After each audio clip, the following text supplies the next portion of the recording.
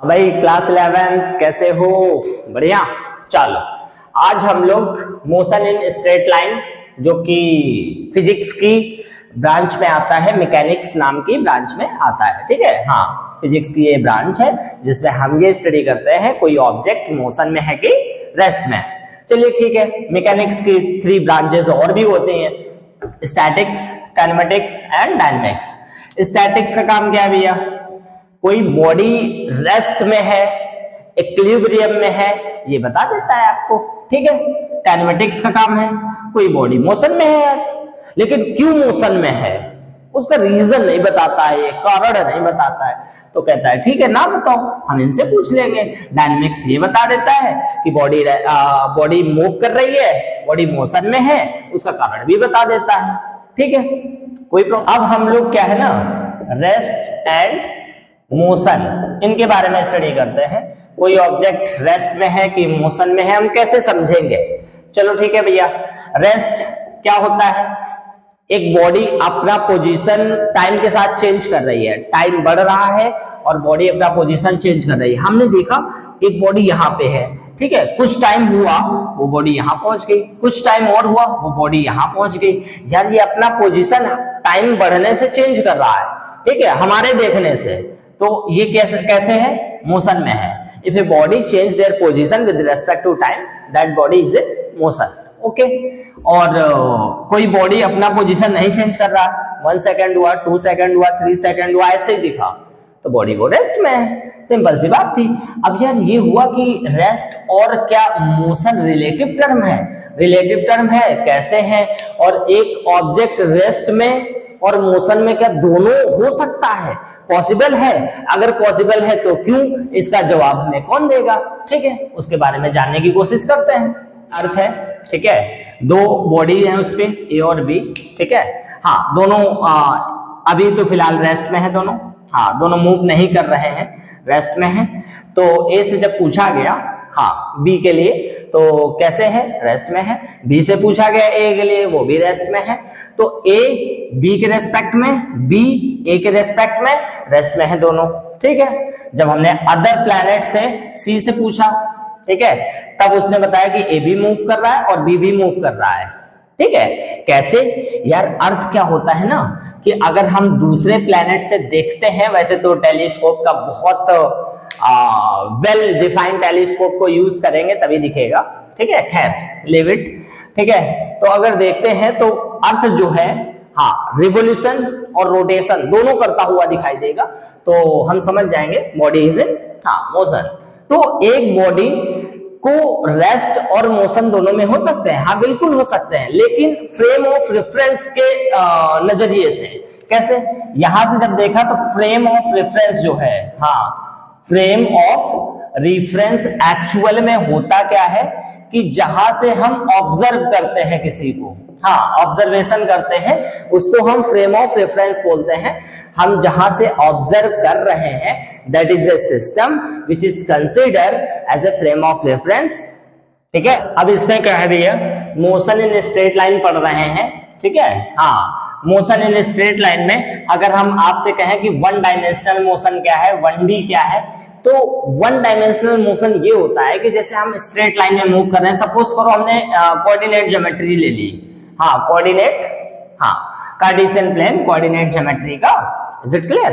ठीक है, हमने कहा कि भैया ऐसा है कि ये ओरिजिन होता है, हमें x axis, positive x axis की साइड चलना है, ये एक्स एक्सिस है, ये नेगेटिव है, ये Y plus, this is Y minus.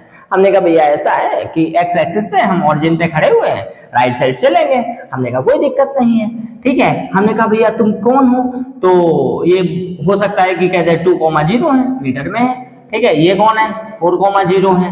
तो भैया ऐसा है कि अगर हम साधारण बोल दें कि भैया ये 2 मीटर है, ठीक है, ये कितना है? 4 मीटर है, ठीक है, हाँ, x = 2 है, x = 4 है, x = 6 है, ठीक है, तो इसको हम लोग 1 डायमेंशनल में कंसिडर करते हैं। हमने कहा कि हम ऐसा है कि प्लेन में चल रहे हैं, हाँ, यहाँ पे है, सपोज करो, तो हो सकता है कि कहते 2,4 है, ठीक है, तो 2 पॉइंट से जहां पे कंसिडर कर सके कौन? कार्टेशियन प्लेन, आप समझ जाइएगा 2 डायमेंशनल की बात कर रहे हैं, ठीक है। और जहां पे भैया एक एक्सिस ऊपर भी होता है, y x, this is z, ठीक है। अगर हम z ऐसे मान ले तो हम यहाँ पे अगर पॉइंट ले लें भैया, x भी होगा, y भी होगा, z भी होगा, तब हम कह देते हैं अच्छा 3D की बात कर रहे हैं, 3 डायमेंशनल की बात कर रहे हैं, ठीक है। तो ये सिंपल से लॉजिक है। जैसे कोई बर्ड है, वो फ्लाई कर रहा है, ठीक है, तो हम बोलेंगे भैया वो ऐसा है कि वो 3 डायमेंशनल मोशन में है, ठीक है, कोई दिक्कत नहीं, ठीक है। चलो क्या है कि हम डिस्टेंस और डिस्प्लेसमेंट का कॉन्सेप्ट जानने की कोशिश करेंगे।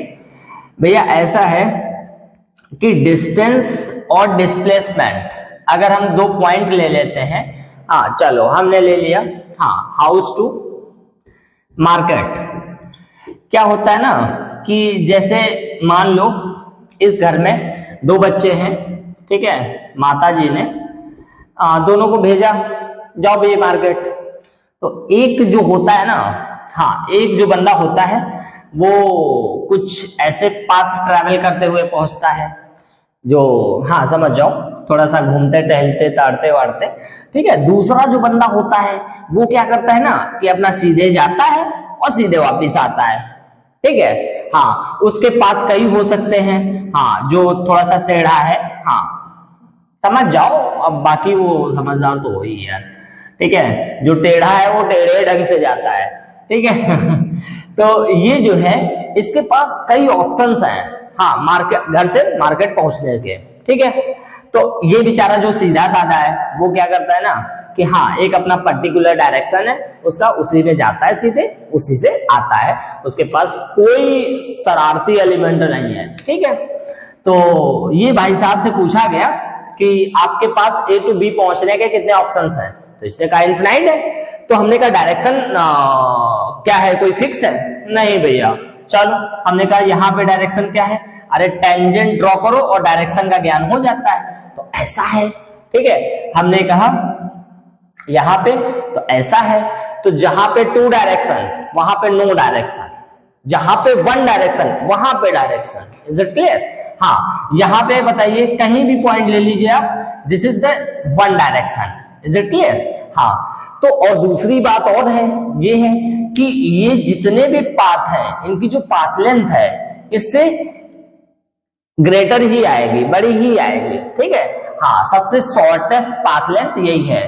तो भैया ऐसा है, डिस्टेंस क्या होता है कि जिसमें डायरेक्शन नहीं होता है और जिस पाथ को हम लोग, हाँ जिस पाथ से ये सारे पाथ्स हैं इनकी जो पाथ लेंथ है उसको हम लोग डिस्टेंस बोलते हैं और उसका कोई डायरेक्शन नहीं होता है। तो इसका मतलब ये है कि उसको हम लोग स्केलर क्वांटिटी में कंसीडर हाँ करते हैं, ठीक है, कोई प्रॉब्लम नहीं। हाँ A से B के लिए डिस्टेंस के लिए नंबर ऑफ पाथ्स कितने, बहुत सारे हैं, इनफिनाइट है। हाँ लेकिन डिस्प्लेसमेंट के लिए यही एक शॉर्टेस्ट पाथ है, यही एक डायरेक्शन वाला पाथ है और यही एक सभ्य पाथ है जो हमें दिख रहा है और इसमें डायरेक्शन होता है, इसलिए इसको वेक्टर क्वांटिटी में कंसीडर किया जाता है। हाँ एक बात और, अगर हम आपसे बोलें कि भैया कंडीशनली कि हमें स्ट्रेट लाइन में ही चलना है, ठीक है, तब डिस्टेंस भी इसके साथ रहेगा और डिस्प्लेसमेंट भी इसके साथ रहेगा। हाँ डिस्टेंस भी रहेगा, नो प्रॉब्लम। क्यों? क्योंकि तब डिस्टेंस और डिस्प्लेसमेंट इक्वल होंगे, क्योंकि इनिशियल पॉइंट बोलते हैं इसे फाइनल पॉइंट बोलते हैं। इनिशियल और फाइनल जो है डिस्टेंस और डिस्प्लेसमेंट के लिए हर वक्त हाँ सेम रहेंगे और पर्टिकुलर दोनों में डायरेक्शन होगी।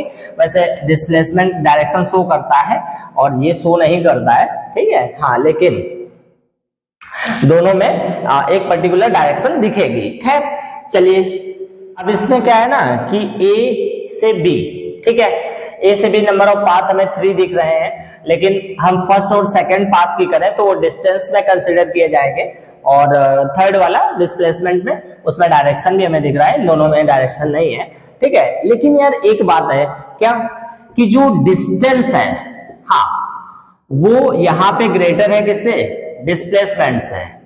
हाँ तो अगर हम ये कहें कि डिस्टेंस हमेशा डिस्प्लेसमेंट से बड़ा होता है तो ऐसा नहीं है।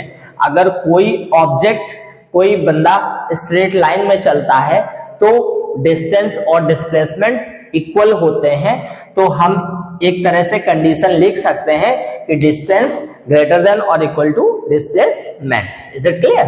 हाँ, एक बात और, जो पाथ लेंथ होती है, जो पाथ की लेंथ होती है वो हमेशा पॉजिटिव होती है। Distance is always positive.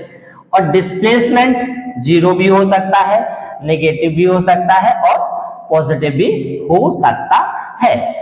Displacement की एक डेफिनेशन और होती है, इनिशियल टू फाइनल के बीच की जो डिस्टेंस होती है, शॉर्टेस्ट डिस्टेंस होती है, उसको हम डिस्प्लेसमेंट बोलते हैं। That's it. अब एक क्वेश्चन कर लेते हैं, which one of the following is true? हाँ, कौन सा इनमें से ट्रू है भैया? Distance upon displacement for any two point. हाँ, क्या वन होगा? नहीं यार, ज्यादा भी हो सकता है। ठीक है, हाँ, कौन? डिस्टेंस। डिस्टेंस और डिस्प्लेसमेंट क्या ग्रेटर देन वन होगा? नहीं, इक्वल भी हो सकता है। ठीक है, डिस्टेंस अपॉन डिस्प्लेसमेंट क्या ग्रेटर देन और इक्वल टू वन होगा? Of course. Is it clear?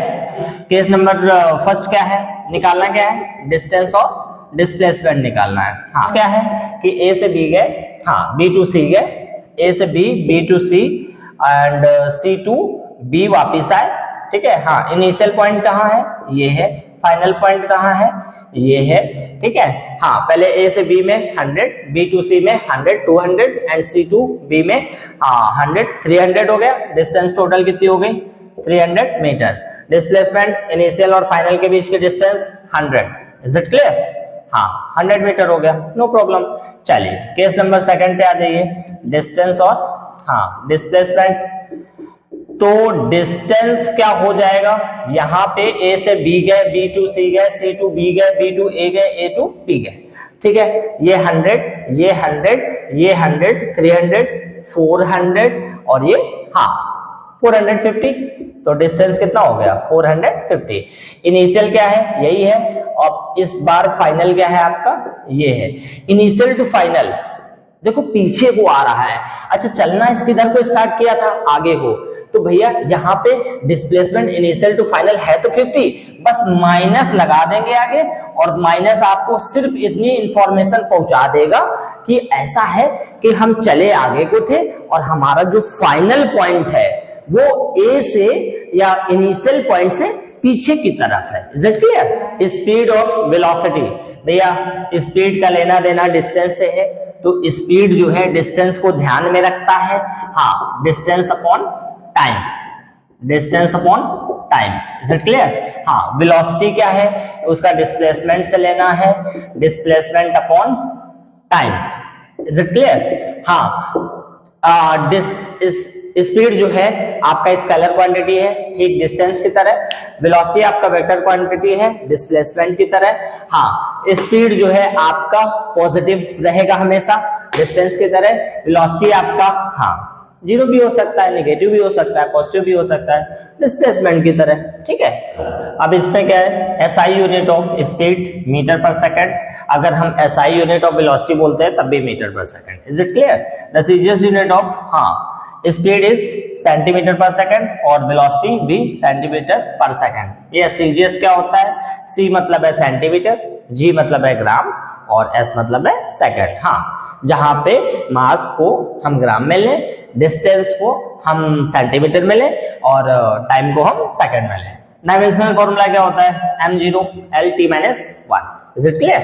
अब यहाँ पे क्या है कि type of speed, uniform speed, variable speed, average and instantaneous. चलो एक एक करके बताते हैं। ये एक ऑब्जेक्ट है भैया, स्ट्रेट लाइन में मूव कर रहा है, हाँ कोई दिक्कत नहीं।